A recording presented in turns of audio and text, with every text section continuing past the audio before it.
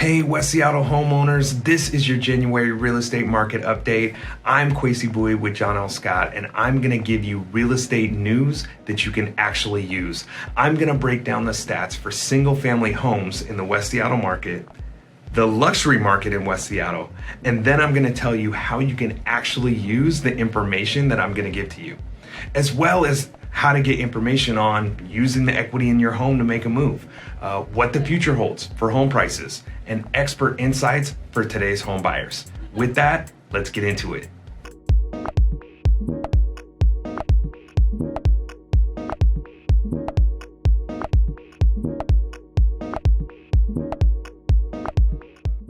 The average sales price in West Seattle is $802,000, which is on average 1% higher than the original list price.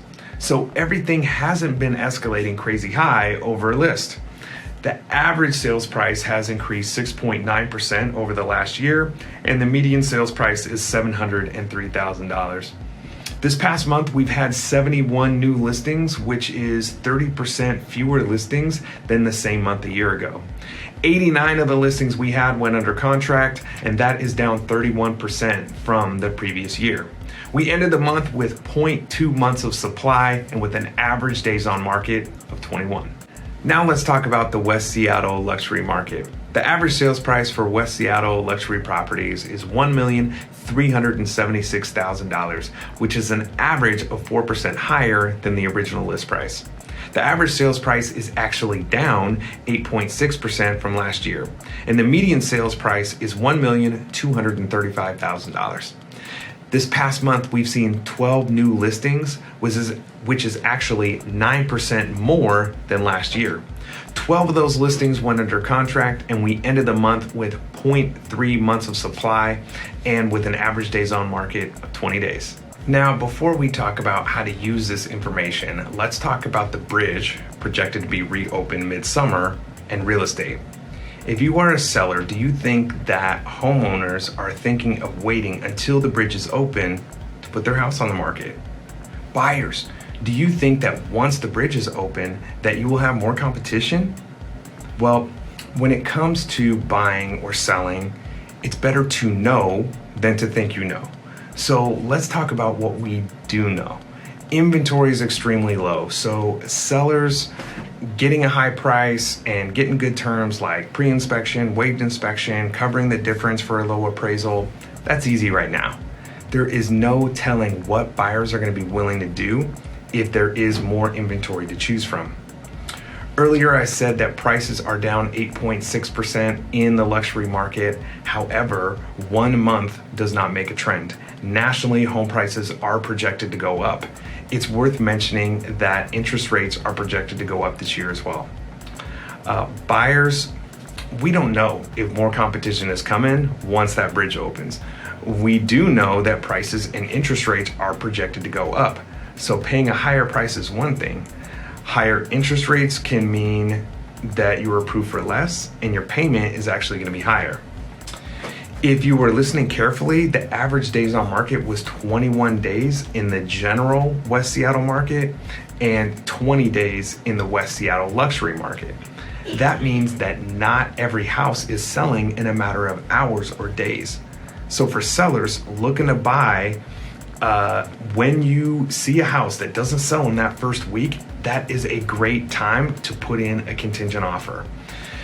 Now, you got to be ready though. As an agent, I would want to show my seller that it's a no-brainer for them to accept the contingency and that the house is going to sell and it's going to sell quick. If you just send some comps and a contract, I would expect a no. I just got my clients a house that was contingent on their home selling, but that was because we helped them prepare, coached them on how to get ready, and they followed our proven plan to a T, and they got the house. Now, let's talk about inventory and if you should sell now or wait. So let's break this down in the law of supply and demand. Right now, there's a less than 1 month supply in the general West Seattle and in the luxury market. So when you hear people saying things like, I'm gonna wait until the spring or summer, that should tell you that there's gonna be more supply coming to the market. So if you are a seller, do you want to be one of a few houses on the market or one of many? Let's talk about interest rates. Interest rates are definitely a topic on the minds of buyers and sellers. Interest rates are forecasted to go up. Rates are projected to be anywhere between 3.5% and 4% by some experts by Q3, Q4. There are a lot of people talking about the huge impact this is going to have, and the statistics just don't support that. Nationally, home prices have been slightly affected by rising interest rates. And with the local economy we have, the demand for houses, the inventory shortage, look, as a homeowner in West Seattle, I'm not concerned. Locking in a fixed rate mortgage is a hedge against inflation. Having fixed housing costs while other costs are going up will also give you peace of mind. Last but not least, take a look at the seller and buyer guides for more details on each of the topics that I've discussed. There's also information on using your home equity to make a move, what the future holds for home prices, and expert insights for today's home buyers, and a lot more great stuff. In this hyper-competitive, fast-changing real estate market, there can be more steps to buying or selling a home than usual. The first step is to give me a call, and I will help guide and advise you through the rest of the steps. Thanks for watching.